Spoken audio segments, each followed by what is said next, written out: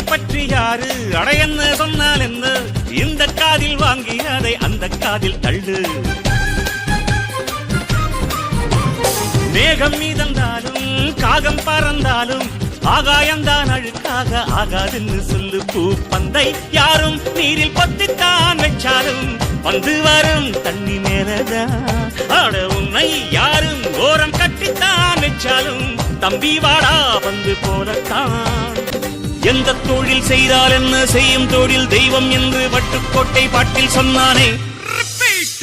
சக்தி எல்லாம் ஒன்று சேர்ந்தாரே சொர்க்கம் வரும் இந்த மண் மேலே.